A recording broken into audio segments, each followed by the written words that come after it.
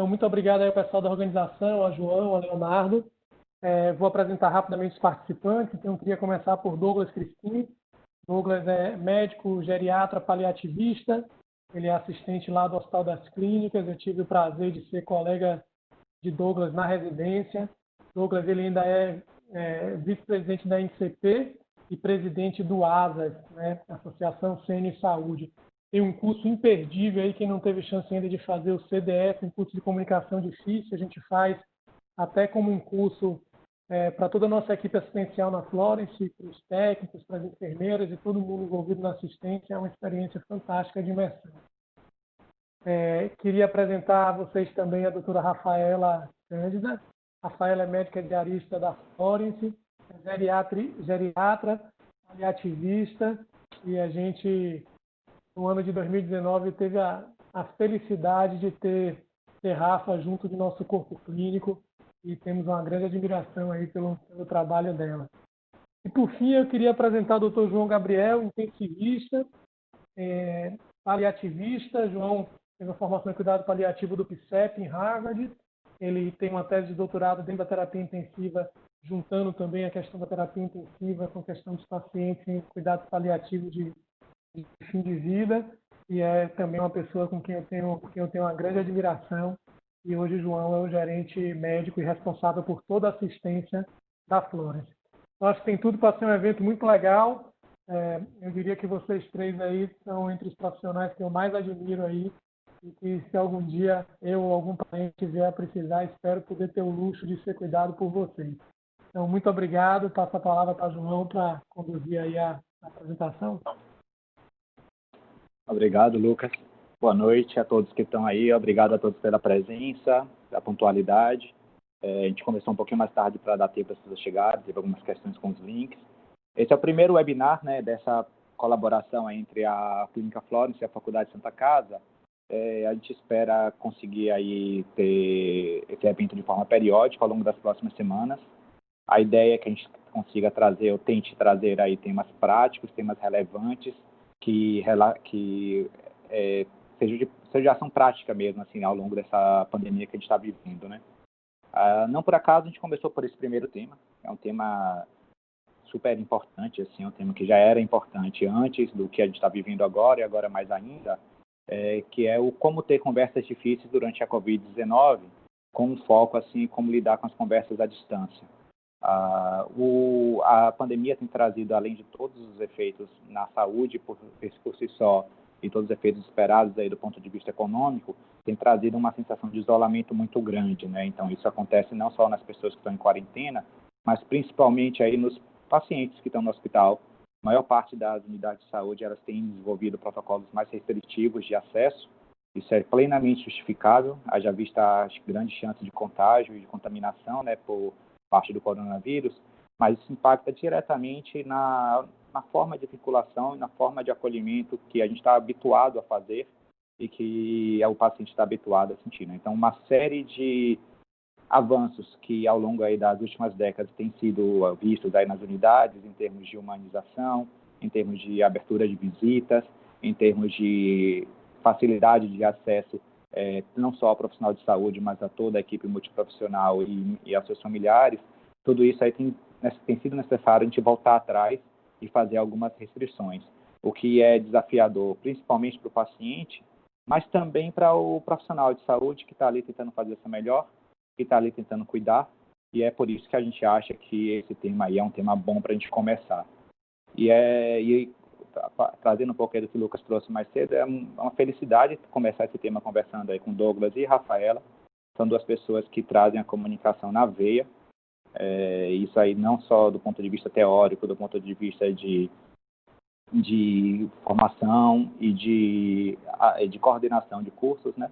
Douglas e Rafaela a Rafaela é médica assessora também lá do Grupo ASAS e participa do grupo do CDS, do curso de Comunicação de Difícil em Saúde, e Douglas tem uma vasta experiência nisso daí. Então, eu espero que a gente consiga beber um pouquinho da experiência. A ideia é que seja um bate-papo. As perguntas estão abertas, a gente vai recebendo as perguntas e a gente vai tocando aí nos temas ao longo aí dos próximos 50 ou 60 minutos. Como a gente estava dando uma olhada aí nas inscrições, né, e nas pessoas que entraram, e a gente tem um público bem vasto assim, então talvez valha a pena a gente começar do começo. O que são conversas difíceis? Como que a gente traz esse tema de comunicação para a prática médica, inicialmente, e depois a gente tenta trazer um pouquinho aí de quais são os desafios e quais são as barreiras que a gente tem enfrentado aí nessa época do Covid. Aí eu vou abrir a pergunta, deixar vocês dois aí trocarem ideia, e eu vou fazendo algumas provocações ao longo dos próximos minutos, junto com as perguntas da plateia. Quer começar, Rafa? Vamos lá, João. Eu quero agradecer, primeiramente, à Faculdade Santa Casa e à Clínica Florence por este convite. É muito bom estar junto, João, de vocês, de Douglas Crispim. Eu fui aluna de Douglas lá na USP e hoje tenho a honra de trabalhar com ele. E agradeço também aos admiradores da Clínica Florence que nos acompanham em casa. Eu sempre costumo dizer que a Clínica Florence, ela começa a ser apaixonante pelo nome, na medida que faz referência à enfermeira italiana Florence, que escolheu ir para a guerra para lutar pela vida dos fragilizados. Então, já é encantadora por isso. E segundo, que eu tenho um enorme prazer de trabalhar com essa equipe interdisciplinar e já nos comunicávamos pelo olhar antes mesmo do uso obrigatório dessas máscaras, que hoje nós temos que conviver com elas. Mas toda uma equipe em que médicos, enfermeiros, fisioterapeutas, fonoaudiólogos, terapeuta ocupacional, psicólogos, assistentes sociais, nutricionistas, todos juntos em favor do paciente e de seus familiares. E não existe cuidar sem se comunicar, João. A comunicação é indispensável no cuidado. E é por isso que nós fazemos tanta questão de bater nessa tecla, ainda quando as condições de uma pandemia nos atrapalham tanto. Então, a comunicação, eu vejo a família como parte integrante desta equipe, e a forma melhor de cuidar do seu paciente é quando senta a família, equipe especializada e, quando possível, o próprio paciente. Isso é importante na medida em que, se eu tenho 10 pessoas com Covid, ainda assim eu tenho que abordar de 10 maneiras diferentes. Cada pessoa é única nos seus valores, nos seus princípios. E nós temos que respeitar isso. A doença, ela não vem para ocupar o espaço da vida daquele paciente. A vida dele não é substituída por um diagnóstico. Então, é possível que a gente entenda, é fundamental que a gente entenda a biografia desse paciente para que possamos cuidar da melhor forma possível. E não há um planejamento bem feito se não estivermos junto à família e junto a uma equipe interdisciplinar. E é por isso que nós priorizamos tanto a visita assim que o paciente é admitido na Clínica Florence, antes presencialmente e agora por videoconferência.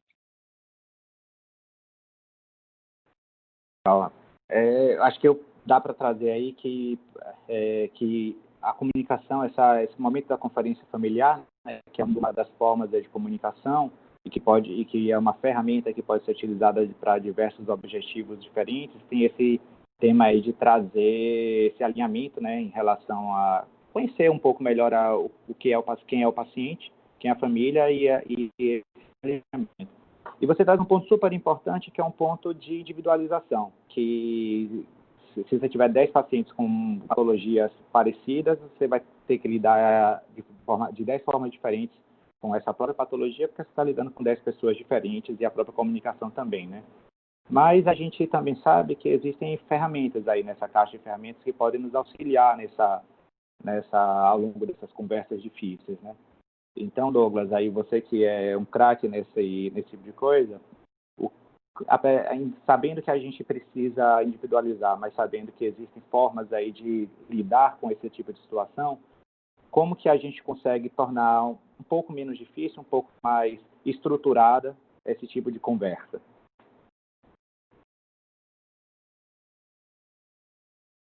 Sei que tem pessoas aí, já recebi mensagem aqui, pessoas desde o sul do Brasil até o norte do Brasil, centro-oeste, nordeste. Então, um abraço para todo mundo. Parabenizar a Faculdade da Santa Casa, que já nasce aí de forma significativa, com cursos importantes. Eu acompanho a proposta de trabalho, é uma proposta de uma parte acadêmica realmente bem robusta, com a parte prática muito legal. Realmente a gente está precisando de instituições sérias mesmo, que façam essa interface da prática com a teoria. Obrigado à Clínica Florence. Oi para vocês dois também, que eu gosto demais, né? Já conheço há muitos anos e tenho uma honra de estar junto com vocês. Eu vejo a primeira pergunta que você tinha colocado, né, que era o que são conversas difíceis, né? Engraçado isso. E esse nome, ele é legal porque ele não fala só de má notícia, né? E é muito interessante porque conversa difícil não é só má notícia. A má notícia você tem uma quebra de expectativa e agora a gente está passando por uma quebra de expectativa, né? Hoje mesmo eu tive que conversar com uma familiar de um paciente que estava em fase final de vida, paciente oncológico, todos os critérios de fase final de vida, mas que o Covid é uma quebra de expectativa para essa pessoa e para esse familiar, porque ele não imaginava o fim de vida isolado de sua família, internado em um local, ele imaginava o fim de vida diferente. Então, eu enxergo que a comunicação difícil ela envolve a parte nossa também, porque é difícil para a gente se adaptar. Existem bases próprias que justificam, né, cientificamente que é possível, sim, a gente ter reações empáticas através de comunicação por teleconferência e por videoconferência. Então, essas ferramentas vão ajudar a gente. E é um momento de adaptação, né? Eu tinha visto, hoje que eu estava falando sobre gestão em cuidado paliativo no Covid, e aí um dos princípios, né, foi feito um estudo agora que saiu no Journal of Pain in Symptom Management, que ele fala do papel dos cuidados paliativos e do hospice durante a pandemia. E aí ele faz um estudo em diversos países, né? E dentre os pilares, a comunicação online, ela sai ali como uma das prioridades, né? Ou seja, não saiu, comunicação, igual a Rafa falou, nunca deixou de ser prioridade porque nós estamos numa pandemia. Então, mais ainda importante, porque agora que as pessoas começam a ser colocadas muitas vezes num comum, né? Ou seja, Covid e pronto, elas sentem muito mais ainda a necessidade. Então, vai sofrer a família, vai sofrer o paciente, porque está sozinho, vai sofrer a gente por ter que conversar dessa forma com as pessoas, vai sofrer a gente por ter que conversas difíceis entre as equipes, porque as equipes estão sofrendo muito e uma forma de manifestar o sofrimento é o conflito, é a forma de trazer isso, né? Então, eu acho que é um momento muito especial na carreira de todo mundo, né? Você falou assim, é craque, na verdade, eu agradeço, né, a fala. Quando começou em março, a gente, na verdade, estava totalmente desnorteado. E aí a gente reuniu algumas pessoas que estavam aí, que iam atuar na linha de frente e que estudavam essa parte da comunicação. E eu lembro que eu liguei para o Sedote, para a Maria Júlia, e aí fui falei com a Milena Câmara, e a gente montou um grupo justamente porque a gente estava meio que desesperado, como é que ia acontecer? Não achamos nada na literatura, e aí criamos algumas rotinas que, felizmente, depois foram se concretizando, né? Então, na verdade, foi foi claro que foi pautado em princípios éticos, mas foi uma grande novidade para todo mundo, para nós também. Eu acho que está sendo novidade para todos, né? Essa quebra de expectativa aí do Covid, eu acho que isso se aplica à humanidade em geral, né? Mas você trouxe alguns pontos muito interessantes aí na sua fala, Douglas, que acho que a gente pode explorar aí ao longo do tempo e tornar isso aí como um roteiro. Então, primeiro, aí fica claro que conversas difíceis, elas não são apenas conferências familiares, embora as conversas familiares possam fazer parte das conversas difíceis, né?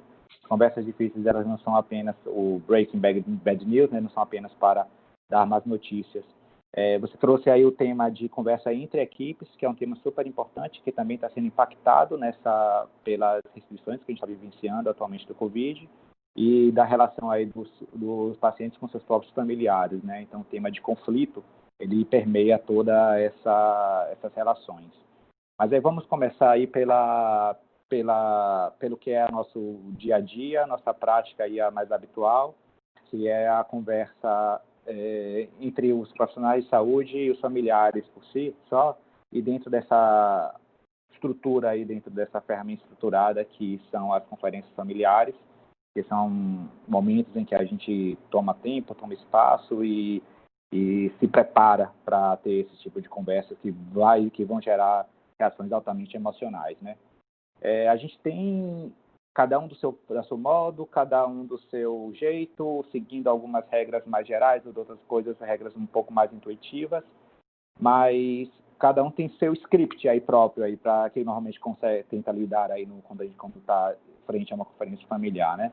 Eu queria provocar vocês aí com o distanciamento, com o afastamento, com a necessidade de uso maior de tecnologia. O que é que muda no script de vocês? O que é que vocês faziam antes, que vocês estão fazendo diferente agora? O que é que tem mudado? Quais são as maiores dificuldades, os maiores ganhos que vocês têm percebido com essa nova situação? Aí pode ficar à vontade para quem quiser abrir o microfone. Quer começar, Rafa? Uma vez que não existe cuidado sem comunicação, então, assim que o paciente é admitido, eu vou falar a nossa rotina aqui na Florence, assim que o paciente é admitido, imediatamente marcamos a primeira videoconferência, que costuma ser no dia seguinte.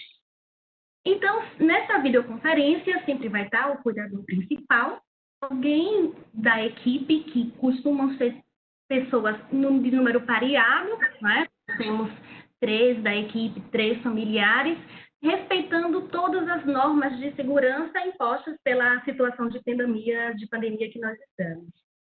E aí, João, o que nós percebemos foi que neste último mês, aqui na Florence, nós fizemos 38 videoconferências. E 95% delas houve manifestação de sofrimento. O mais comum é o choro, que habitualmente nós presenciamos nas reuniões que antes não eram de forma virtual. E 100% das vezes o familiar agradece, tanto na hora quanto posteriormente, por meio de mensagens de algum outro tipo de contato. Ou seja, eu não vi prejuízo na forma de contato com essa família com a mudança desse meio. Tá? É preciso que o profissional esteja capacitado para isso. Na verdade, afinal, nós não temos mais o abraço físico, nós não temos mais o apertar da mão, mas nós podemos fazer isso pelo olhar e pela palavra. Então, nós temos uma vasta experiência aqui na Florence, eu vi você aí na USP, Douglas. O que eu notei de diferente, né, e que a gente acabou listando isso, com relação, até alguns colegas não mudou muito isso, mas assim, com relação ao tempo de agendamento, porque aqui a gente tem uma situação de enfrentar 2 tipos de reunião. Uma reunião quando admite um paciente numa unidade especializada, mas uma reunião que é muito comum é aquela reunião que acontece nas interconsultas, né, no parecer, né, que alguns lugares do Brasil falam de parecer. Essas reuniões, né, elas vêm com uma carga emocional forte, porque muitas vezes a família traz para a gente assim, olha, eu não imaginava que a última vez que eu fosse ver o meu pai fosse na porta do pronto-socorro, né, principalmente quando a gente está falando de pacientes em fim de vida. Então, mudou um pouquinho a questão do agendamento, porque a gente ganhou tempo com isso, a gente ganhou agilidade. E isso é um questionamento que a gente faz até se essa primeira reunião não valeria a pena manter algumas reuniões online mesmo, para você ganhar agilidade e alocar o paciente num leito mais confortável. Então, após ver a gente vê o caso, discute, faz controle de sintomas, mas em seguida, ou seja, na mesma hora, a gente já entra em contato com a família e tenta identificar o principal cuidador, que é uma coisa que ainda que já foi abordado familiares que não era o principal ponto até de conflito, mas a gente identifica o principal cuidador e fala, você pode falar com a gente em vídeo daqui a pouco, junto com seus familiares? E aí eles, posso. Então, em poucos minutos depois a gente já faz a abordagem, então a gente ganhou tempo de agendamento. O tempo de execução ele tem girado aí em torno de 30 a 50 minutos. A média nossa era 50 minutos antes, agora está girando em torno de 50. Com relação à escuta, eu mantive a escuta racional e também a escuta emocional. E é interessante isso que até há pouco tempo atrás eu estava numa discussão sobre empatia, né? E puxando os artigos. E é interessante que tem artigos que mostram, né? Que a gente tem os neurônios espelhos e eles disparam, né? Na área anterior do córtex singular, eles disparam ao presenciar uma sensação de um outro ser, que tem mamífero principalmente, a gente consegue disparar isso instintivamente, tem um conceito evolutivo de empatia, quando a gente vê a outra pessoa passando por determinada emoção, isso dispara na gente. E que para a gente desenvolver essa empatia, a gente precisa se propiciar experiências que podem ser reais, ou a gente sofreu um trauma, alguma coisa, ou dos outros, que é chamada de experiência vicárica. E essa experiência vicárica foi comprovado que ela pode ser reproduzida por vídeo, ou seja, quando se passa um vídeo com pessoas felizes, pode disparar a área de recompensa. Quando se dispara um vídeo com pessoas tristes ou com raiva, dispara essas áreas em nós. Então, eu mantive esse formato de escuta e é interessante porque como é que uma pessoa tão distante, ela vai expressar e ficar à vontade para expressar uma emoção na sua frente, e isso acontece muito frequentemente, né? Com a Rafa aí também, sem ter empatia. Então, na verdade, é um mito que a gente está acabando de resolver. Ou seja, tem empatia online, sim. Agora, não tem um acolhimento com o toque, né? Que é aquilo que a gente fala assim, mas faz falta um abraço, né? E aí a gente substitui isso, muitas vezes, com o nosso silêncio. Um silêncio acolhedor, mas um silêncio doloroso também, que já era difícil. Eu falo que uma das coisas que a gente mais vê no CDS é quando tem aquele momento de grande sofrimento, de choro, os colegas não conseguem sustentar o silêncio e dar um jeito de falar alguma coisa para acolher, como se fosse para acolher, mas na verdade para fugir do silêncio. Então esse é um momento da gente lidar com o nosso próprio silêncio.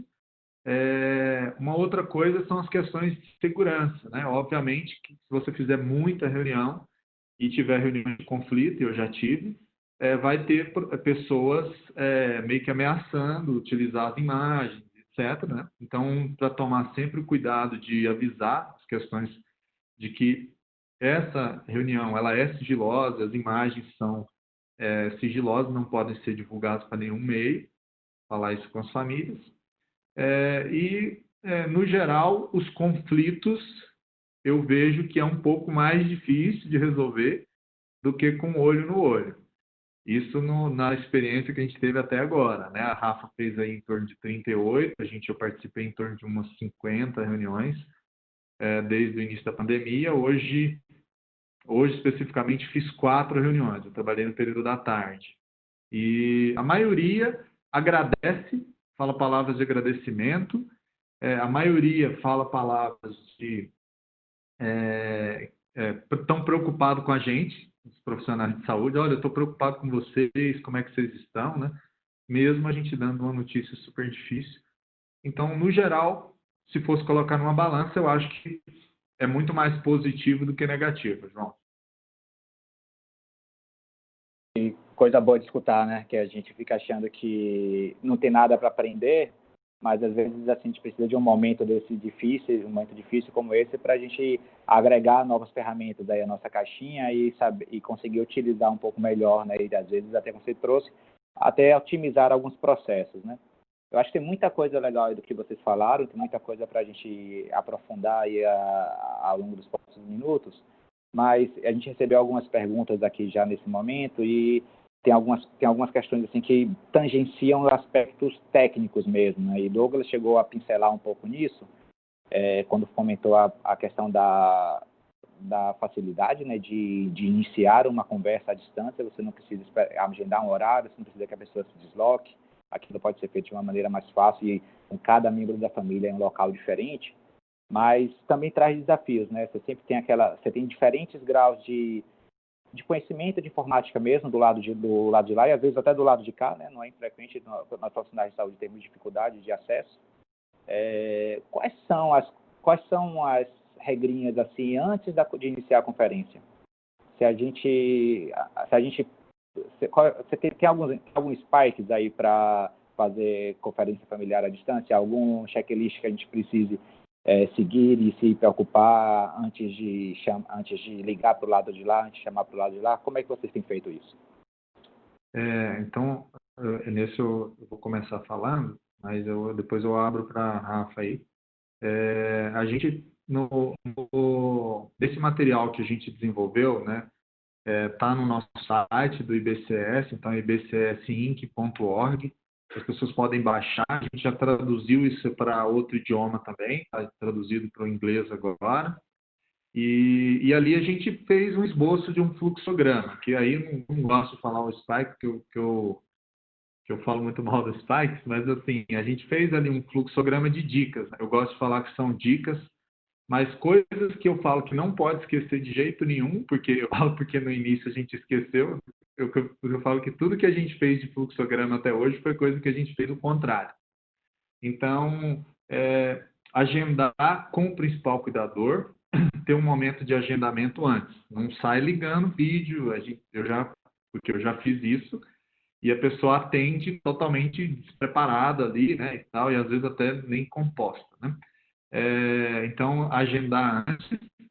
Segundo, fazer as orientações de segurança sobre sigilo, etc. Terceiro, salvar o contato da pessoa de uma forma específica no celular da instituição. Então, assim, a gente salva normalmente o nome da pessoa, tracinho, o nome do paciente completo, tracinho, o registro, o número de matrícula, o número de atendimento completo. E explicar à pessoa que após essa chamada a gente vai bloquear o número, ou seja, não use esse número para trocar mensagens, né? Somente ele é um número ativo, ele só vai, ele não recebe nada e nem mensagens, somente os áudios, né, que a gente usa para as visitas virtuais, que já é um outro ponto para discutir depois. E aí depois a gente segue essa sequência de escuta mesmo. Acho que o principal é a escuta.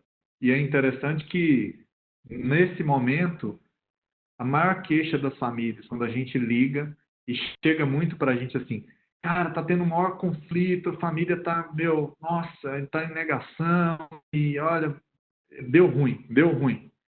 Você pode ajudar? Aí a gente gasta mais tempo escutando do que falando. Aí, no final, a família fala assim, não, porque eles ligam e já vão falando, e aí tem a verticalização, que cada dia é um plantonista ligando, e aí complica mesmo, né? Porque tudo que a pessoa está precisando agora é ser escutado, e tudo que a gente faz é somente falar, né? Então, eu deixaria essas dicas aí. E não deixar de registrar no prontuário, né? E a gente recomenda que seja registrado até, às vezes, quando é visita virtual, registrar o agendamento, a forma que foi acordado com a família e os nossos boletins diários, né, que são mini reuniões, né? Eles têm que ser registrados em prontuário. Porque quando saem umas reportagens, como saiu agora da Folha, saem umas reportagens de polêmica, a gente fica super tranquilo. A gente fica super tranquilo. Por quê? Porque a gente está seguindo o caminho de estar interessado em ajudar no outro, né? Super importante, Douglas. Inclusive a parte de registro aí, né? Porque o que está falando ali, como você já comentou, assim, ele pode se interpretar de outras maneiras. O registro do prontuário ainda é completamente necessário, mesmo nessa fase aí em que as coisas estão sendo mais corridas, é um ponto super relevante. A gente só trazendo aqui uma pergunta perguntando a respeito de aplicativo, a gente está perguntando quais são os tipos de aplicativos que estão utilizando, né? Então, a gente tem visto várias mais diferentes experiências, desde o Microsoft Teams ao Zoom, ao WhatsApp, assim, com criptografia e na prática, assim, um pouco tem muito a ver com o que é que o lado de lá, o que é que a família, né, o que é que o paciente eles conseguem utilizar, o que é que eles conseguem ter acesso. Então, esse tem sido, da nossa experiência, aí, o fator limitante, tanto que algumas vezes, algumas dessas conferências, algumas dessas listas têm sido feitas por telefone mesmo, sem nenhum tipo de aplicativo específico, a boa e velha chamada analógica aí do telefone por voz, usando viva voz, né, já que eu estou de máscara. Ainda nesse tema aí das conferências, Douglas, que você trouxe um pouquinho do que fazer antes, eu queria aprofundar um pouquinho aí com o Rafa o que fazer durante aí das conferências. Assim, vocês trouxeram a questão do uso do silêncio, a importância do silêncio e a necessidade de expressão de empatia, né? Quais são aí as dicas emocionais, o que é que a gente pode capturar aí no meio da conversa, através do vídeo, o que é que a gente tem que ficar atento, uma vez que a gente não vai estar vendo toque, alguma vez que a gente vai estar de máscara e talvez o nosso não verbal também não esteja sendo utilizado da melhor maneira, ou eventualmente a gente vai estar falando por telefone mesmo, sem nem ver a pessoa do outro lado de lá, e a gente vai ter que estar atento à entonação de voz, etc. O que é que vocês têm prestado atenção? O que é que a gente deveria prestar atenção?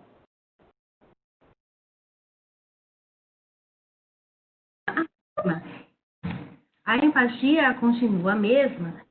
E o que é importante? Quando o familiar, aqui na Florence nós temos 2 perfis de pacientes, nós temos em cuidados paliativos e aqueles em reabilitação. Quando os pacientes vêm para cuidados paliativos, normalmente os familiares chegam sofridos e quando você começa a falar com ele já acha que você vai dizer, olha, está falecendo e isso muito rápido e não tem um tempo. Não, não é assim. Então, na medida que você acolhe o familiar e você diz, olha, eu estou aqui contigo. Embora eu não esteja fisicamente, eu estou cuidando não só do seu familiar, como também de vocês. Contem com a gente. Me fale quem é o seu, né? E fala o nome, seu Francisco. Me conta quem é, do que ele gosta. Então, na medida que você tem esse acolhimento, ele vê que não está se restringindo a uma doença e ele começa a te acolher também. Então, a importância não só do silêncio, como também de que ele manifeste todos os sentimentos naquele momento. Olha, a sua preocupação é essa? Me fale, né? Você quer escutá-lo? Eu posso fazer uma ligação? Você quer falar alguma coisa para ele? Eu posso colocar o áudio? Vamos estreitar essa distância. Você não está sozinho, nossa equipe está aqui para isso.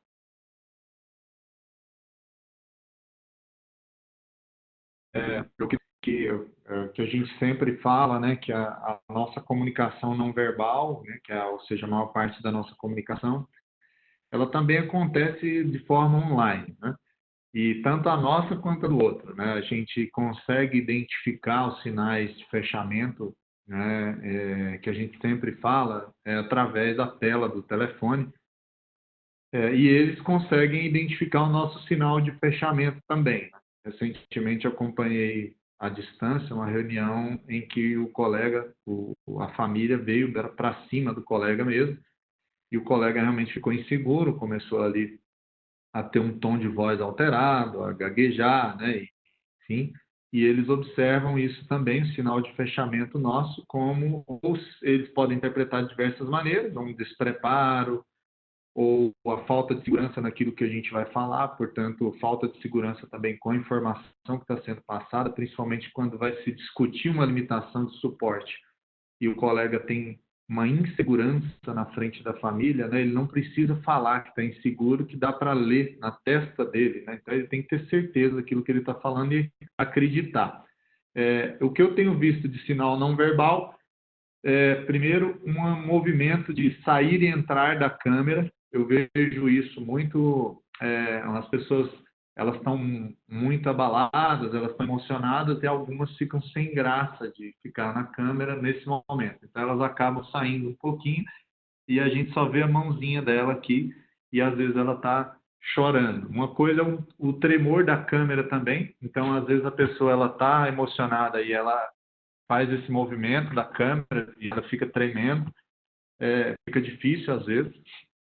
Uma outra coisa é quando a gente está dando uma notícia aí, o familiar, e a gente já percebe isso às vezes com o paciente ou com o familiar, ele quer desviar o assunto nesse caso aqui, ele pode desviar a atenção dele para alguma coisa da casa. Eu já percebi isso, que é a pessoa querer desligar um negócio, querer mexer numa coisa. Então, isso a gente interpreta como um sinal de fechamento também. Eu tive um paciente, um familiar, que ele não parava de andar pela casa, ele não parava de andar, e vai dando uma agonia na gente. Parece aqueles filmes, né? Vão passando as coisas atrás. E assim, até que chegou um momento que ele parou, e foi um momento que ele tinha, assim, a gente parou também de falar, obviamente que eu entendi como um sinal de fechamento, e aí ele se ajoelhou na varanda, e aí ele falou da mãe que ficava naquela varanda e que ele não está acreditando no que está acontecendo. Então, talvez interpretar esses sinais, né, de mexe para cá e vai para lá, como um sinal de fechamento. É igual quando a gente está falando para alguma pessoa e a pessoa está se distraindo, olhando no celular e fazendo outras coisas, ela está te dando uma mensagem clara de que a sua mensagem não está legal.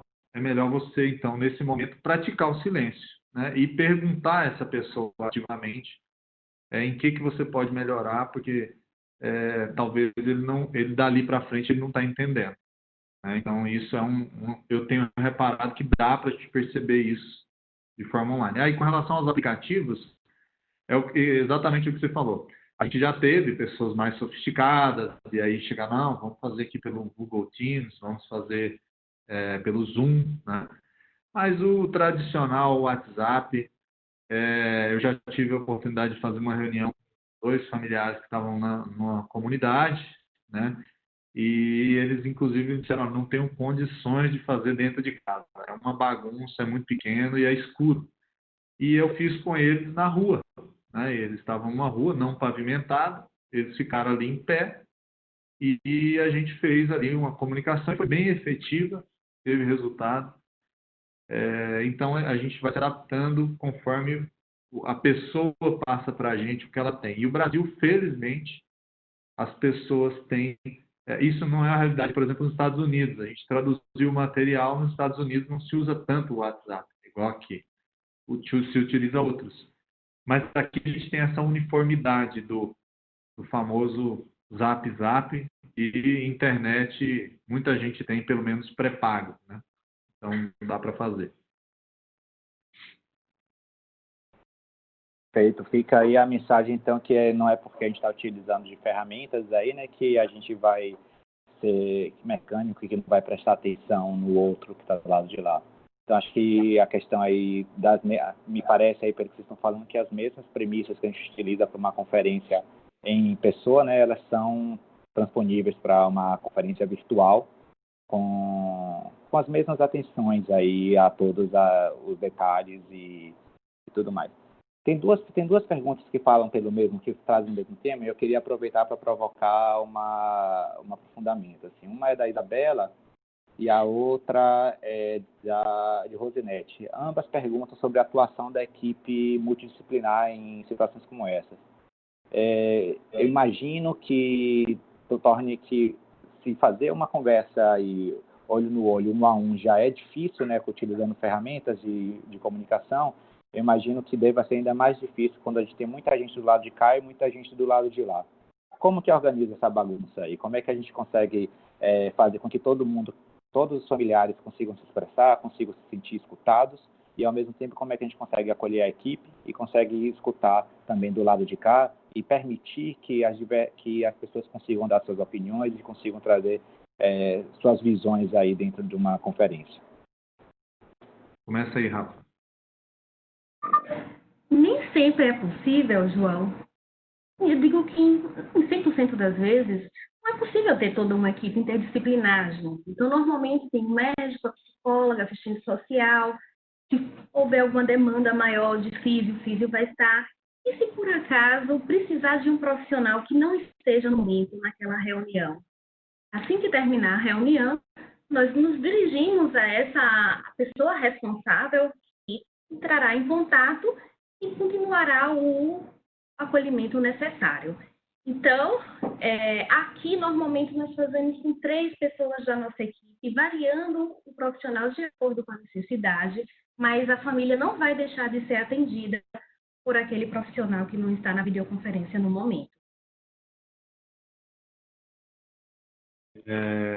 Com relação aos profissionais, eu acho importantíssimo, né, principalmente as outras classes profissionais, que eu considero todo mundo multi, né, que eles possam ter uma proatividade e apoiar, né, os colegas médicos também que estão aí fazendo reuniões, e os colegas médicos que possam solicitar ajuda também. Eu falo porque, olha, não é fácil. Infelizmente, como uma pandemia que envolve um diagnóstico que a gente às vezes tem que dar, um dado técnico, tem muita coisa concentrada no médico, mas nem sempre a linguagem do médico ela é a mais adequada, porque a gente tem muito vício de linguagem, né? Medicina, enfermagem, fisioterapia. Então, as profissões que não têm esse mesmo linguajar, né, que não utilizam os mesmos termos, elas são muito bem-vindas. E a gente tem experiências boas com isso, né? Desde antes da pandemia. O que tem acontecido? Eu vi que na foto lá da Florence, inclusive, eu acho que vocês depois, talvez acho que vocês já divulgaram, né? É maravilhosa a estrutura, porque aí você tem um sistema de teleconferência que as pessoas, inclusive, ficam sentadas. Lá a gente tem feito, tanto no HC, a maioria dos lugares que eu tenho acompanhado, ou o tablet ou o telefone é colocado num suporte na frente, e aí tem que ficar todo mundo meio que juntinho aqui. Tudo bem que a gente fica de N95, né? Mas normalmente a gente até admite mais pessoas nas chamadas, não é a rotina. A maioria, a família reúne na sala, né? E a gente se apresenta, então, quem vai conduzir a reunião fica no meio, que não precisa ser o médico, e nas laterais vão ficando as outras pessoas. Mais de 3 fica difícil. Fica difícil porque para a família abordar uma pessoa que está do lado de cá, tem que ficar 4 pessoas aqui, já vai ficar complicado. Então, 3 pessoas acho que funciona. Hoje eu fiz com o residente do lado de cá e a estudante de medicina, a Gabi, que está acompanhando a gente lá. Então, eu me apresento, viro um pouquinho para cá, opa, não vou virar muito, porque a casa está bagunçada. Aí o outro de cá apresenta, o de lá também se apresenta e todo mundo participa, né? Então, a gente faz esse acolhimento. Com relação ao outro lado, aí já aconteceu de tudo, né? Então, já tive um caso que me marcou com 9 pessoas do outro lado. E aí 9 pessoas num celular complica, né? Então vem a importância da gente hierarquizar os cuidadores, né? E aí eu me lembro de uma reunião que eu fiz com 35 pessoas na porta de um elevador. E assim, mas então não dá para fazer, com 35 não dá. Dá, porque na verdade a ordem de escuta tem que ser organizada. Quem é principal vem para frente. Então quando ficou esses 9, eu falei assim, quem é que cuida do seu João? Aí a esposa dele, cadê ela? Estava lá no último lugar, atrás de todo mundo. Falei, manda ela para cá, vem para frente, primeiro lugar. Aí foi em ordem do quem cuida mais para quem cuida menos. No final eu mandei o cara do celular passar o celular para o outro, porque ele não era um dos principais, e mandei ele ficar mais para o fundo. E aí assim a gente começa a ordem de escuta, e quando os principais cuidadores são ouvidos, né? A fala vai se acabando, porque eles são quem mais sabe. E aí depois a gente passa assim, alguém tem mais alguma consideração, alguma coisa diferente para acrescentar? Aí não tem muito. Então, às vezes um cunhado, alguém fala, doutor, eu queria dizer a vocês que abaixo de Deus, né? Aí tem aquela fala do cunhado ali, e às vezes tem uma fala que acrescenta. Mas é possível, sim, fazer com muitas pessoas, desde que você se organize. Porque se você pega uma pessoa com um celular e você simplesmente fala, olha, o que é que vocês entenderam? E abre a fala, deixa a fala muito aberta ou começa a fazer muita anamnese, às vezes durante a reunião, aí as pessoas, todo mundo quer contar a história do doente, né, a sua versão, aí você até vai funcionar, mas vai durar bem mais tempo. Lembrando, João, também que tão importante quanto a comunicação com o familiar é a comunicação entre a equipe e com o paciente. Então, sempre antes da reunião, nós sentamos com a equipe interdisciplinar e após a reunião, após a videoconferência, novamente voltamos a discutir. Lembrando que toda a reunião aqui na Florence, nós enviamos um resumo para o grupo de funcionários para que todos estejam alinhados, né? E com o paciente, da mesma forma. Eu sempre costumo dizer à minha equipe, de repente tem um horário da físio e o paciente quer falar sobre futebol. E deve ser respeitado a conversa sobre futebol. Não necessariamente está fazendo fisioterapia naquele horário. Então, num momento de tanto sofrimento, ainda mais com essa pandemia em que todos estão fragilizados, eu gosto muito de uma frase do Dalai Lama que ele fala que se a compaixão que você sente pelo outro não se estende a você, está incompleta. Então, nós também temos que acolher a nossa equipe e falar, olha, vai ter dia que você não vai conseguir estar disponível como você gostaria, mas isso não é um defeito. Isso é por você ser humano e nós estamos aqui para acolher você também. Isso é de fundamental importância no nosso atual contexto que estamos vivendo. Com certeza, Rafa. Eu acho que são pontos muito importantes aí que vocês trouxeram. Eu acho que dá para aprender aí um pouquinho aí que existem diferentes tipos de reunião, né, diferentes tipos de encontro, cada uma com objetivos um pouco diferentes, e que podem exigir estruturas também diferentes. Então, quando a gente comenta da questão da organização anterior, ela é essencial para que a reunião dê certo, né? Douglas comentou aí, a gente tem uma sala de teleconferência que está sendo utilizada como uma sala de teleconferência na Florence, que tem um suporte e tudo aquilo, mas a gente também está com suportes para celulares nos leitos, que permitem que aquela conversa que precisa ser feita ali quase que de última hora, ou aquele último arranjo que precisa ser dado, aquele ponto solto que ficou ali, a gente consiga também colocar. Então, não é infrequente a gente estar por telefone ou estar também por vídeo mais na beira do leito, a gente está tendo esse contato aí adicional. E aí vem uma pergunta da Flávia, que traz um pouco, que tangencia um pouco esse tema aí. Ela pergunta para a gente como fazer para manter alinhadas as pactuações sobre o objetivo do cuidado nesse momento de distanciamento e restrições com familiares que claudicam no entendimento da proporcionalidade. E aí, o que é que eu entendi aí dessa pergunta? Assim, a dificuldade, se a gente não está tendo acesso o tempo inteiro a essas pessoas, não está conseguindo acolher essas pessoas, natural que haja essa claudicação, como é que a gente acolhe essa claudicação? E aí eu vou além. E aquela pessoa e o sobrinho de Londres, né, quando ele aparece aí no meio de uma conferência familiar, que não participou daquela primeira videoconferência, no momento em que a gente está tendo mais barreira de acesso.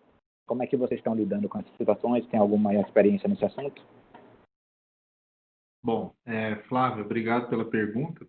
Eu gostaria de te dar uma mensagem de otimismo. Eu diria que é o seguinte, tem situações realmente que não funcionam. Você prepara, organiza tudo e dá errado, né? Eu não gosto de falar dá errado, né? Se torna mais desafiador, né?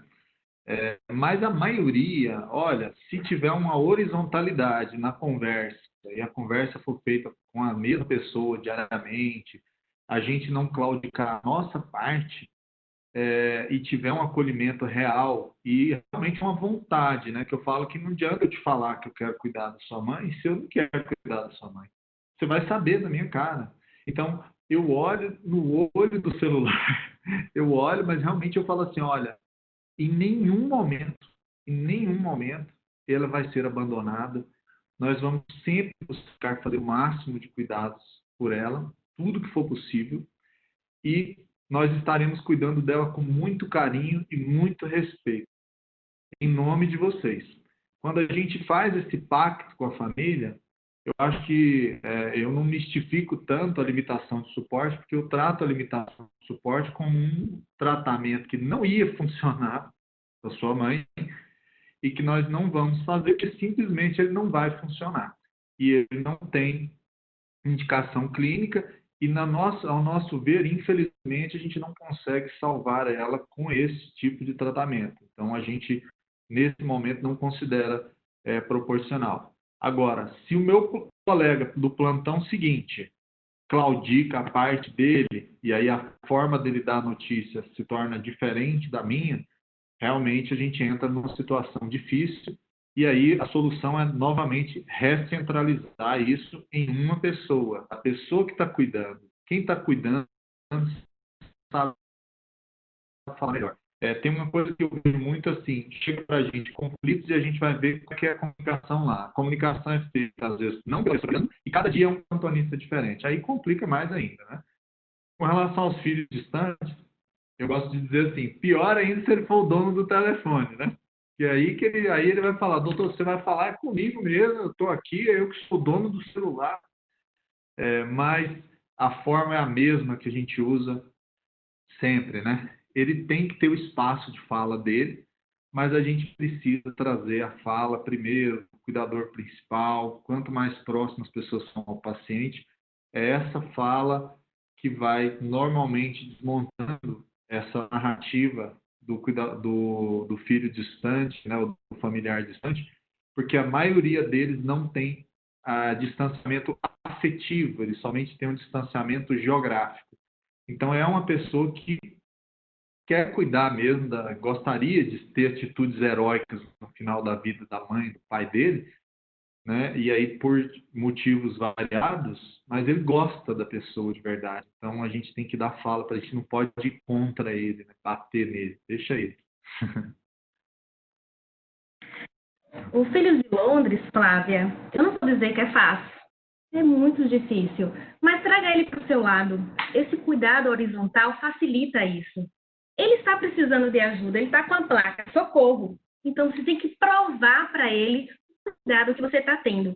Mostrando sempre que tão importante quanto o princípio da beneficência é o da não maleficência. E dizer o porquê você não está fazendo determinadas condutas e principalmente dizer o que você está fazendo. Um momento você vai chegar e ter esse filho ao seu lado. Não desista e agradeça por ele existir, porque ele nos ensina muito mesmo. Acho que a mensagem aí é acolher, né? Acolher de forma constante, acolher de forma horizontal.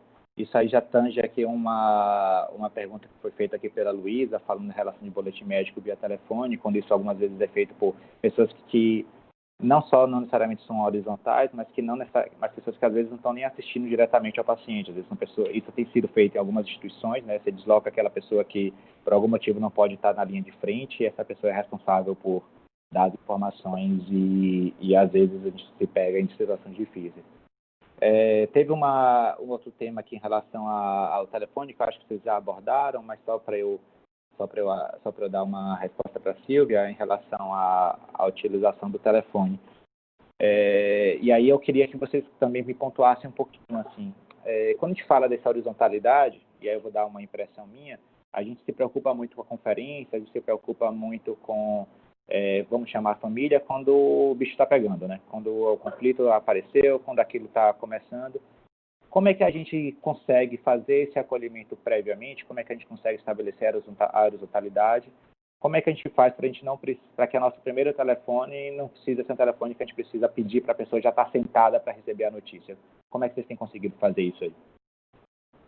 Deixa eu abrir aqui. Eu acho que isso aí tem tudo a ver com gestão, né, do serviço. A gente como paliativista, às vezes fala isso de uma forma natural, mas nós estamos vivendo uma pandemia de demanda paliativa tratada por profissionais não paliativistas. É isso que nós estamos vivendo agora. Então, o nosso papel, né, sinceramente, eu falo, se cada paliativista adotar 2 ou 3 colegas não paliativistas, a gente vai chegar mais longe. Para coisas simples, que é aprender a fazer uma triagem dos critérios básicos de terminalidade de forma mais precoce possível. Eu estou falando disso independente se a pessoa está doente ou não. Essa é uma orientação que fica, por exemplo, se as pessoas estão na rede ambulatorial, no atendimento domiciliar, no atendimento hospitalar por outros motivos, por que essas equipes não podem, nesse momento, fazer uma triagem de pessoas que têm um risco maior, classificar essas pessoas para ter uma conversa mais precoce, fazer um planejamento antes do pior momento? Uma outra coisa quando tem disponível o especialista, o referenciamento tardio, que é um problema. Então, espera-se ter um paciente sem nenhuma indicação de UTI, estar dentro da UTI, às vezes fazendo diversos procedimentos que não tinham indicação e não vão salvar o paciente, e para se chamar a nossa equipe, né, de cuidados paliativos, que vai ter um papel muito restrito. Então, se a gente chama precoce, igual a gente vê que essa doença, quando ela vai evoluir de forma grave, você admite um paciente no D4, no D5, o paciente conversando, mas já fazendo um quadro de hipoxemia e, às vezes, sem se queixar de dispneia. Ele falou, ó, não estou com falta de ar. Você olha a saturação do paciente já começando a cair, porque tem um outro mecanismo nessa dispneia. E aí o que acontece? 2, 3 dias depois, ele vai entrar numa piora grave. Então, todos os pacientes que você começar a atender com Covid, se ele está internado, ele é fator de risco. Faça já uma conversa em um plano avançado de cuidados, num momento tranquilo, num momento sem estresse, que eu acho que aí é isso que você está falando. E se você está fora do hospital, no AD, na atenção domiciliar, no ambulatório, selecione os seus pacientes que precisam ter essa conversa e comece a fazer o planejamento deles antecipadamente, que você vai ajudar muita gente. Exatamente, Silvia. A videoconferência precisa ser marcada de preferência nas primeiras 24 horas de admissão do paciente, justamente pelos fatores de risco que ele tem. Então, não espere, né, estar num momento de conflito para poder conversar com essa família. Converse o quanto antes, boletins diários. Se você não estiver lá no plantão, converse com seu colega antes, qual é o seu planejamento, porque o que de pior pode acontecer é o desalinhamento. Isso traz um impacto que você não imagina para aquele familiar que já está sofrendo pela distância, né? Então, ele já precisa ter a sua confiança de que você está ali ao lado. E ainda se as informações ficarem chocando, você vai perder tanto esse paciente quanto a família dele. Isso é preciso ter muito cuidado. E eu queria acrescentar ainda que esse sofrimento, eu falo que a gente fala tanto de comunicação não violenta, e eu falo que antes eu falava que tinha 1 ou 2 pessoas que podia fazer comunicação violenta, né, nesse meio que a gente está, na unidade de cuidado. O paciente e a família. E agora eu digo que tem 3. Tem 3 pessoas que podem fazer comunicação violenta e que a gente precisa entender isso como sofrimento. É o paciente, a família e a gente, e o colega da gente. Então, quando você vê uma irritabilidade, uma fala ofensiva, né, e isso acontece muito, uma fala de crítica, uma fala de realmente ofensa mesmo com relação a você, não leve isso para o lado pessoal, utilize uma escuta compassiva, que realmente não pode você fazer um não verbal de não estar afim de escutar aquilo, ouça com atenção, saiba que não é para você, porque essa pessoa tem o direito de fazer isso, porque o parente dela está internado e raiva é uma forma de manifestar sofrimento. Quando eu vejo pessoas ofensivas, pessoas que fazem mal ao outro, você pode observar que são pessoas que estão em sofrimento. O paciente, obviamente, ele pode xingar, ele pode bater e a gente vai dando um jeito de resolver. E o colega da gente, às vezes, que trata a gente do jeito que você não queria. Mas se o colega não foi contratado para tratar você do jeito que você queria, ele foi contratado para cuidar. E aí que é o problema, porque ele foi contratado para cuidar e ele sofre estresse do cuidador. E uma das formas de manifestar o estresse do cuidador é a forma do conflito. É aquela forma de se afirmar, é às vezes a arrogância, é às vezes a irritabilidade. Se você olhar direitinho para esse colega seu, talvez você consiga até ajudar ele.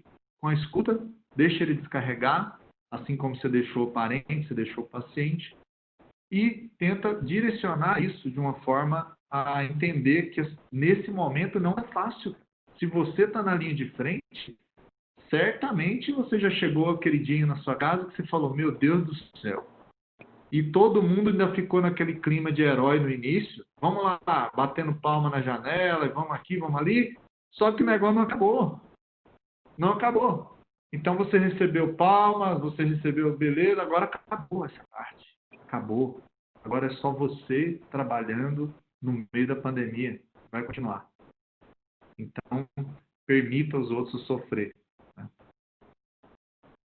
Perfeito, Douglas. Eu acho que tem a ver aí, volta a palavra, né, a palavra central aí do acolhimento, da escuta, e isso válido também para a nossa equipe, das outras categorias profissionais, mas também as outras especialidades médicas, né, que estão convivendo com isso daí, que talvez não tenham, tem muita gente que está convivendo com isso pela primeira vez, na verdade, né, quando você, ainda mais com a escassez aí de profissionais, deslocamento de pessoas que não estavam acostumadas a lidar com esse tipo de situação, e aí você soma talvez uma dificuldade de preparo mesmo com a ausência do costume, e isso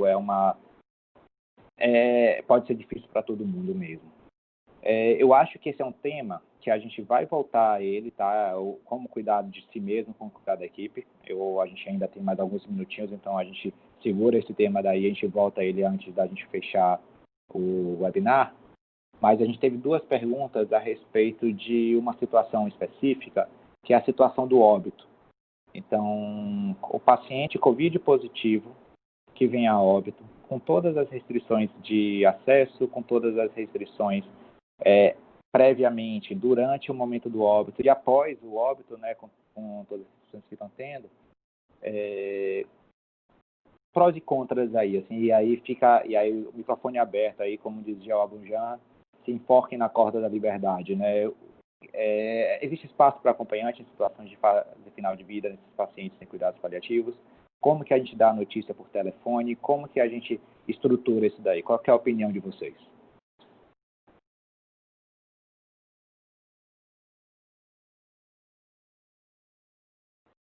Seu microfone está fechado. Sempre vai existir espaço para o acompanhante, seja fisicamente, seja de forma virtual. E nós precisamos lutar por isso, né? Nós sabemos que em situações de Covid, isso não é possível.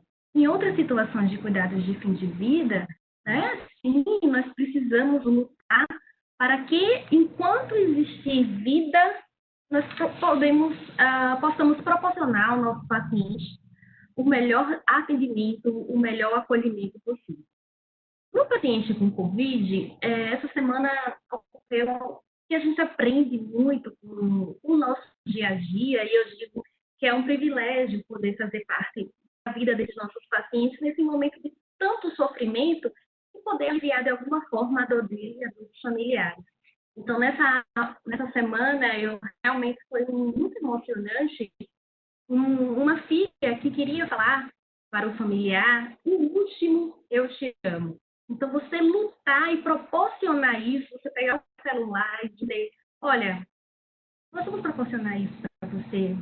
E ela chegar e dizer, olha, pai, me perdoe por não conseguir estar fisicamente ao seu lado, mas eu quero te lembrar o quanto você é amado, o quanto eu te amo, né?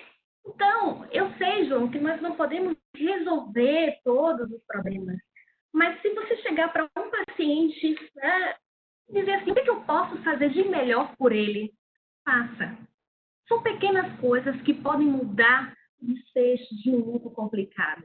Então, o espaço para o acompanhante sempre deve existir, seja de forma física, seja de forma virtual. No Covid, infelizmente, físico, nós não temos como, até por segurança da equipe e dos familiares também presentes.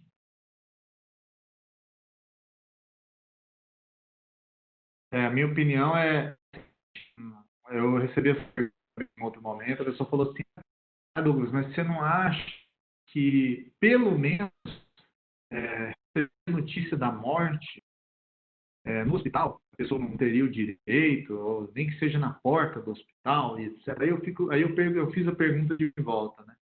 Eu falei assim, se fosse você preferia receber a visita da morte ou a visita da vida, né? Porque se ele não pode ir enquanto a pessoa está viva, aí no dia que morreu, não, agora pode vir no hospital.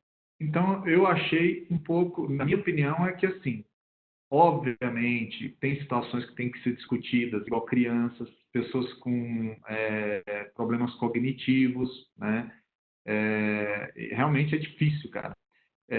De talvez abrir algumas exceções em que a pessoa fique também em isolamento ali, junto com a outra pessoa, né? Isso aí é uma situação até boa para discutir, mas a gente tem que pensar na maioria são pessoas idosas e muitas vezes vive com idoso. Então, se você vai deixar o parente ir no hospital, ele volta com Covid para casa dele, e realmente é muito difícil. E aí, com relação à notícia do óbito, né? E nesse material que a gente fez reunião de família, o aviso de grave, o aviso de óbito. A gente fez a visita virtual por vídeo e a visita virtual de áudio, né? E tudo isso se relaciona de uma forma ou de outra entre si, né? E o óbito, a gente coloca coisas a tomarem cuidado na hora da notícia de óbito, que eu gosto de dizer para não esquecer. Primeiro, checar todas as informações corretas no prontuário. Parece básico, mas a gente já viu notícias dadas com quadro clínico de outro paciente, né? Outra coisa, identifique o cuidador principal, mas identifique uma rede de suporte. Por quê? Você não pode acabar de dar uma notícia de óbito para uma pessoa online, e aí você fala assim, agora a senhora vai receber uma ligação do registro que vai explicar para a senhora como é que retira o corpo, como é que vai na funerária, como é que... E com toda essa burocracia, que cada cidade tem uma diferente. Então, quem da família da senhora ou próxima à senhora que pode ajudar a gente com as coisas burocráticas que vai acontecer a partir de agora, acionar a rede de suporte da pessoa, né? Mas a gente tem visto realmente muito, ao mesmo tempo, muita fé no milagre. A gente tem colhido esses dados para fazer uma análise depois, muitos aspectos religiosos envolvidos, né? A citar termos religiosos, versículos, cânticos de igrejas variadas e fés variadas, e ao mesmo tempo, junto com essa fé do milagre, vem uma resignação, uma sensação de agradecimento, uma sensação de despedida legítima. E isso mostra para a gente também o quanto que as pessoas entendem errado a fé no milagre. A pessoa pode ter a fé no milagre, mas ela ser resignada e ela acolher a despedida de forma legítima. As pessoas entendem que uma coisa é contra a outra, como se fosse proibido o milagre.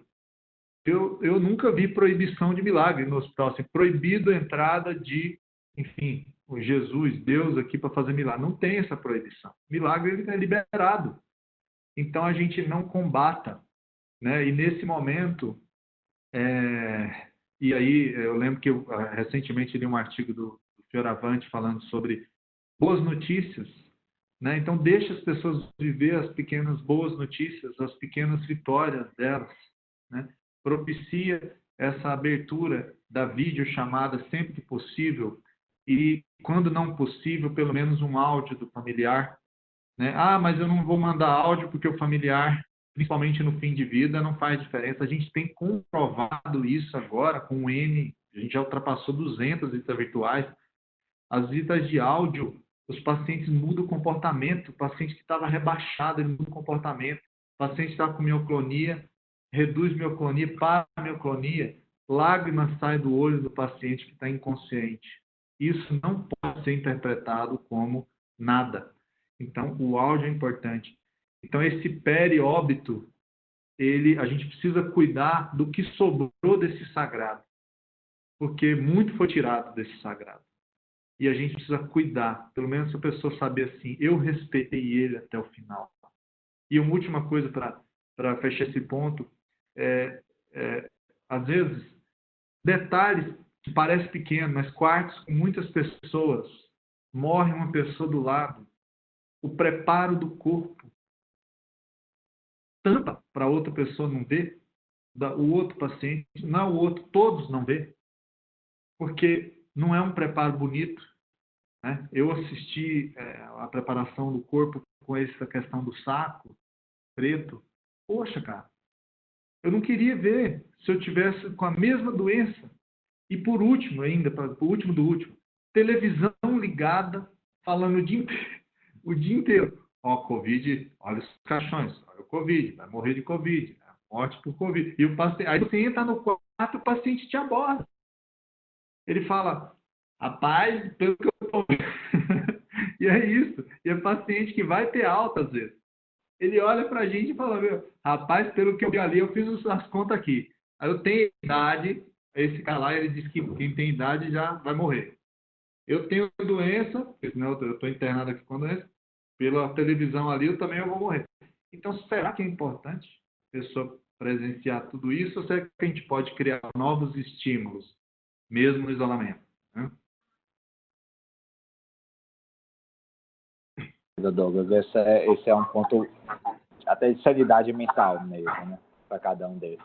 A gente tem a gente falou bastante de óbito, mas teve só uma pontuação aqui de Yasmine, que Yasmine pergunta se vocês têm ofertado algum tipo de acolhimento aos familiares no pós-morte. Você comentou um pouco aí da questão de buscar o suporte, né, de ver o que pode ajudar, mas se de alguma maneira estruturada tenha havido algum tipo de segmento, carta de condolências, alguma estrutura que vocês tenham utilizado para algum grau de acolhimento dos pacientes no luto.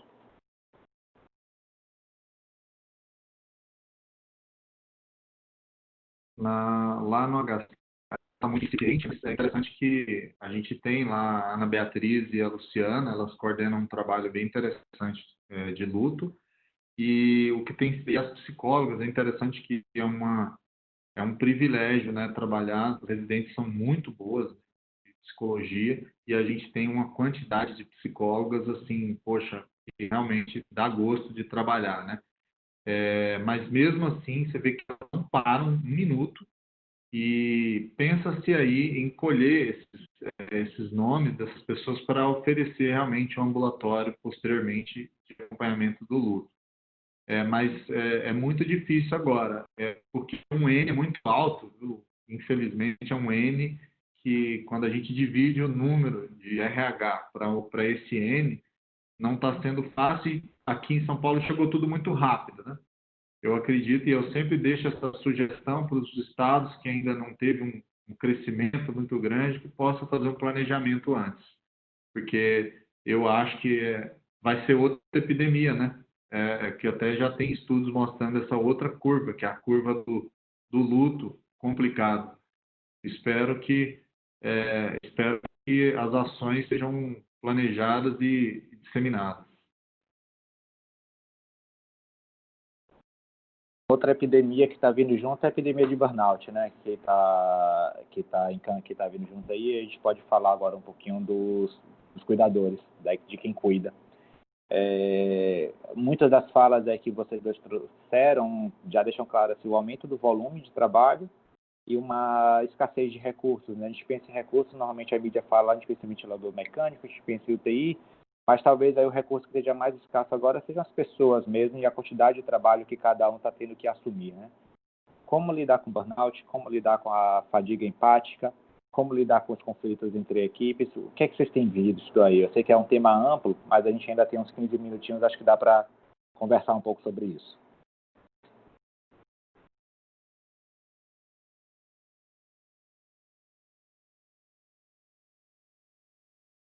Abre seu microfone, Rafa. É preciso primeiro a gente se cuidar para poder cuidar do outro.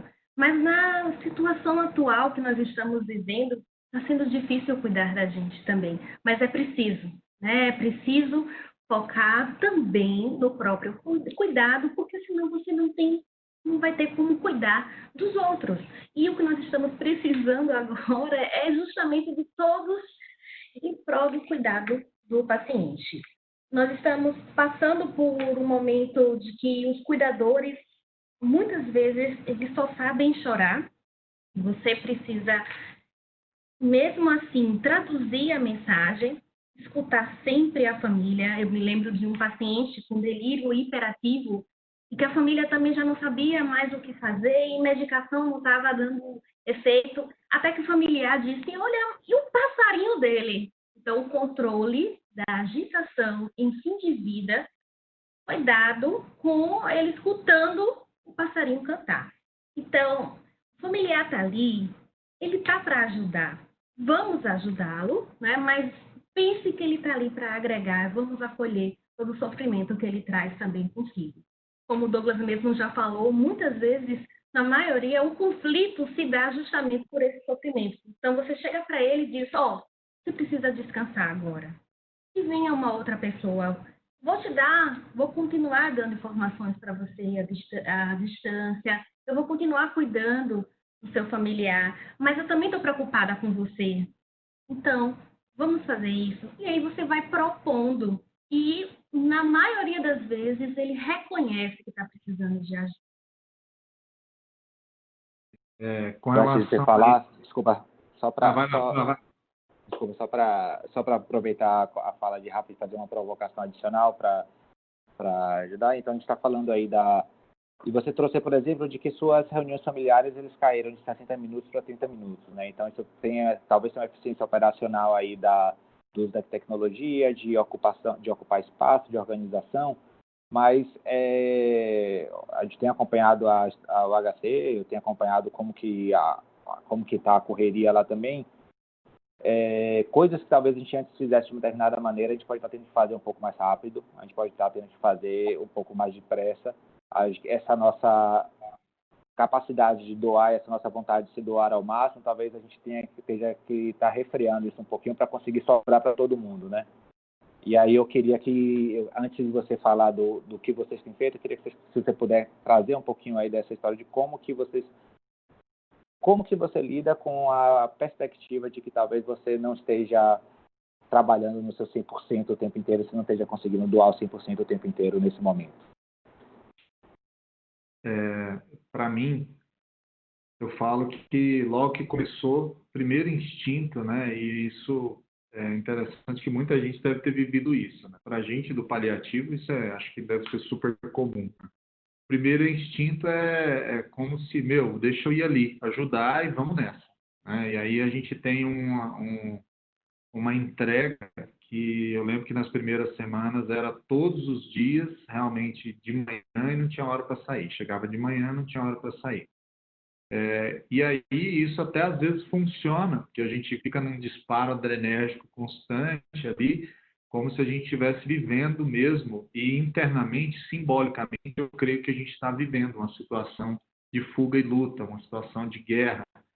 E então, como esse bom soldado, eu penso assim, a minha missão já estava escrita de ajudar, tem os outros lá que estão precisando, então tá pronto, vamos lá. A questão é que ela veio com uma esperança de ser algo agudo, mas se tornou algo subagudo e agora está cronificando.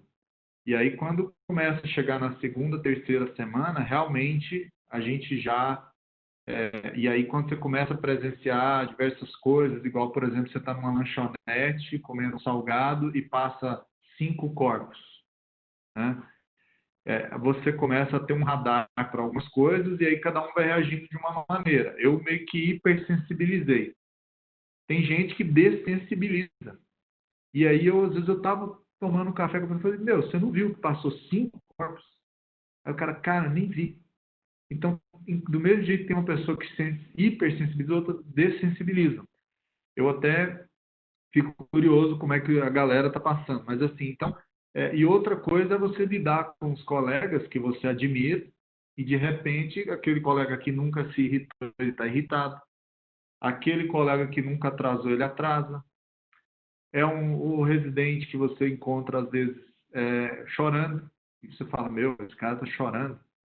E aí, depois você encontra uma pessoa que está muito quieta, não está respondendo, não está falando com as pessoas, e era uma pessoa que gostava de falar, de comunicar. Tem pessoas que você passa uma semana, você não vê a pessoa dar E mesmo no meio disso tudo, a gente procura tentar sempre, né, manter um clima legal e tal, mas você vê uma semana inteira a pessoa sem sorrir.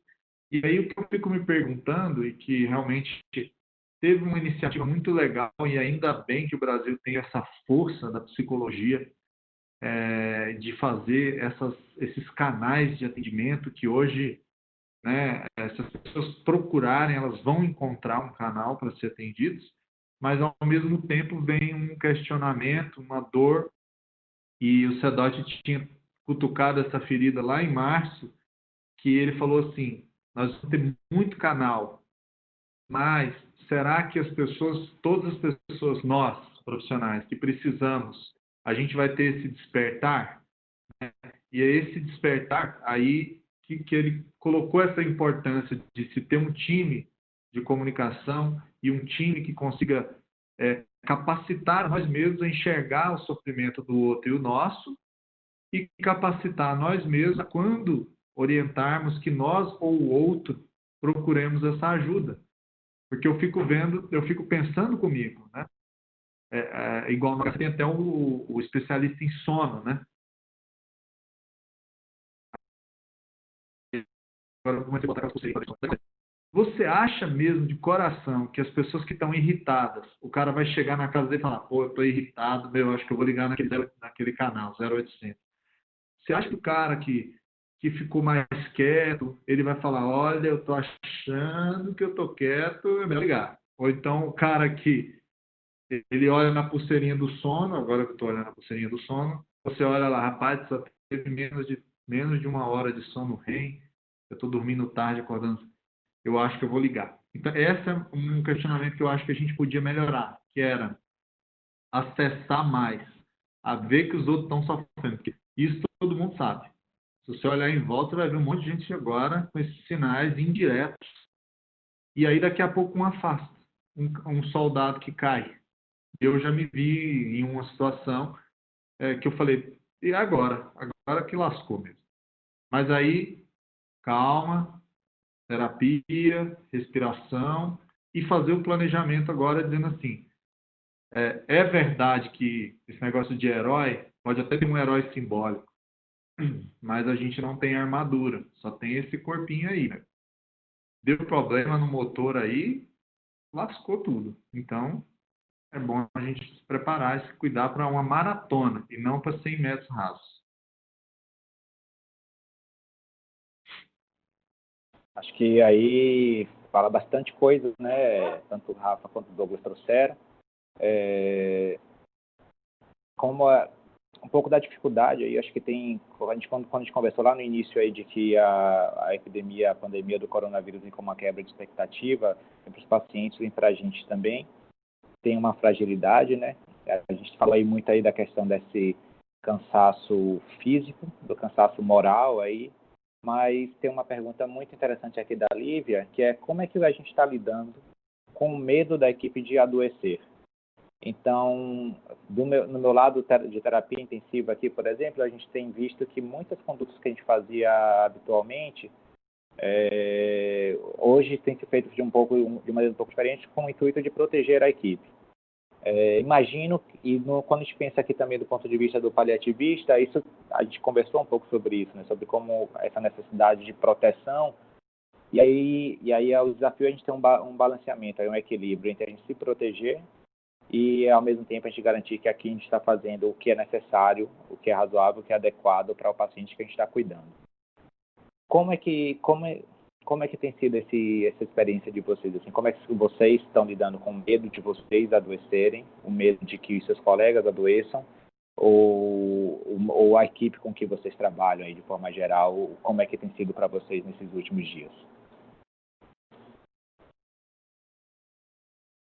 No local de trabalho, João, diariamente nós conversamos com os familiares e com os pacientes, com os funcionários, mostrando que a nossa equipe, que o nosso ambiente está controlado da melhor forma, né, segundo todas as normas de segurança.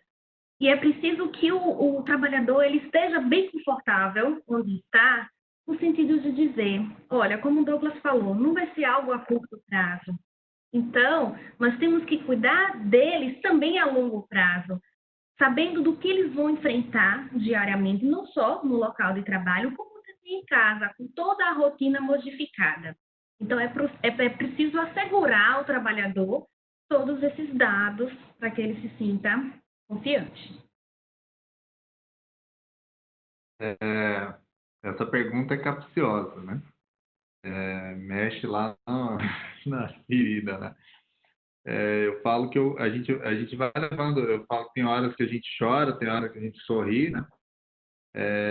A gente chega em casa às vezes cansado, aí aqui tá um frio que eu vou te falar, eu não tô acostumado muito com frio, então aí chega em casa, aí às vezes no outro dia você acorda, aquela tossezinha, eu sou asmático, você fala, é hoje, agora já foi. Aí você já, testamento vital, né? Vai. Mas, assim, brincadeiras à parte, né? Aí tem hora que a gente vem e fica numa neura de, nossa, eu vou testar, né? Aí eu já fiz uns 3 testes, né? E aí depois a gente vai colocando para a gente mesmo, assim, ó, vai ser o que tiver que ser, né? Tem que tomar, igual o Rafa falou, as precauções, não pode dessensibilizar a precaução. Eu já estou vendo um colega dando aquela deslizada na máscara, dando aquela deslizada no avental, né? Não faz isso não, né? E aí tem o mito do IgG, né? A gente já criou a gente cria vários mitos, viu? Quando a gente fica brincando assim, a gente fala assim, agora tem o mito do naturalmente imune, eu falei, eu sou naturalmente imune. Tem o mito do IgG, que a gente tem um sorteio da IgG, né? Vamos fazer um bingo do IgG, tá vendo? Tem o mito de que as pessoas IgG vão dominar o mundo também. Mas assim, isso tudo a gente vai brincando, etc. Mas a gente tem uma grande incerteza. Eu tive colegas que teve PCR positivo, não positivou IgG e depois começou a ter febre de novo.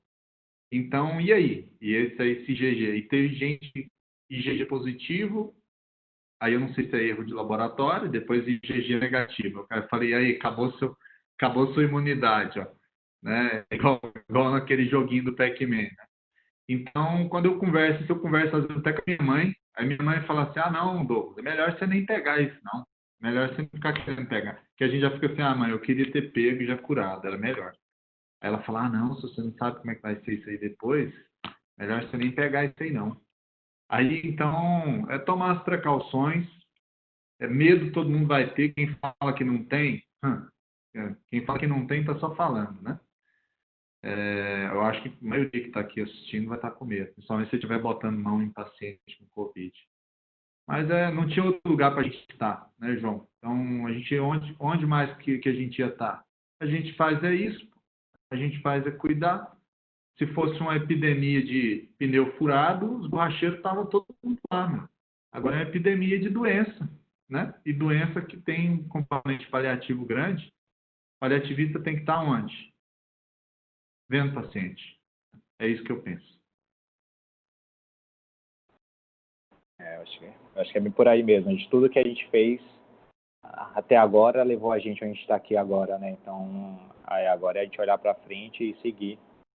A gente está se aproximando aqui do final do webinar, tá? Então, esse foi o primeiro, a gente está no final aí do primeiro webinar dessa colaboração entre a Faculdade Santa Casa e a Clínica Florence.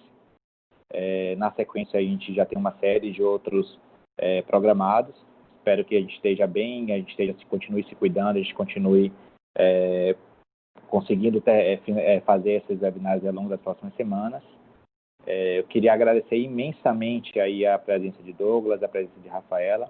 A gente teve uma participação muito grande, assim, um engajamento muito grande aí das pessoas que estão assistindo, que indica a importância do tema e a relevância da forma como vocês estão tratando esse tema. Então, eu queria agradecer, queria parabenizar vocês dois aí pela forma como vocês colocaram. Queria agora deixar aqui esse tempo aí aberto aí para considerações finais. Discussões aqui, coisas que vocês acham que a gente deveria ter falado que a gente não abordou, coisas que vocês queiram tocar e ampliar um pouco mais, enquanto o pessoal aí vai começando a se preparar para mais uma noite de sono.